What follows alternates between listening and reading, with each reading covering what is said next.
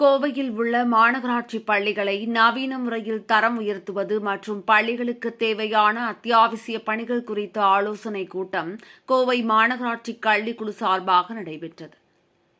கோவை மாநகராட்சி அரசு பள்ளிகளுக்கு நிறைவேற்றப்படவுள்ள புதிய திட்டங்கள் மற்றும் பள்ளிகளின் தர மேம்பாட்டை உயர்த்துவது தொடர்பாக கோவை மாநகராட்சி கல்விக்குழு தலைவர் மாலதி தலைமையில் ஆலோசனைக் கூட்டம் மாநகராட்சி வளாக அரங்கில் நடைபெற்றது. இதில் மாநகராட்சி பொறியாளர்கள், மண்டல அதிகாரிகள், மாமன்ற உறுப்பினர்கள், கல்வி அதிகாரிகள் உள்ளிட்டோர் கலந்து கொண்டனர். இதில் மாநகராட்சி அனைத்து பள்ளிகளுக்கும் குடிநீர் சுத்திகரிப்பு இயந்திரம் பொருத்த ஏற்கனவே நடந்த குழு கூட்டத்தில் ஆணையர் அறிவுறுத்தியிருந்த நிலையில் தற்போது மாணாக்கர்களின் நலன் கருதி உடனடியாக செயல்படுத்தவும், அனைத்து பள்ளிகளுக்கும் கண்காணிப்பு கேமரா பொருத்த நடவடிக்கை எடுக்கவும் கோரிக்கை விடப்பட்டது.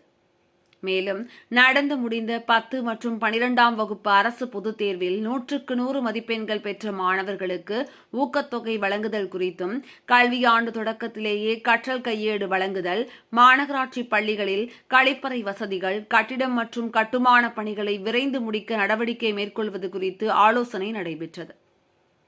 மேலும் பல்வேறு பள்ளிகளில் மைதானத்தை சீரமைப்பது, சேதமடைந்த சுற்றுச்சுவர்களை சரிபார்ப்பது, உயர்நிலை மேல்நிலை பள்ளிகளில் ஸ்மார்ட் வகுப்பறைகளை அமைப்பது என பல்வேறு பணிகள் நடைபெறாமல் இருப்பதை சுட்டிக்காட்டிய கல்விக்குழுவினர் உடனடியாக இந்த பணிகளை செயல்படுத்த முன்வர வேண்டும் என கூறினர்.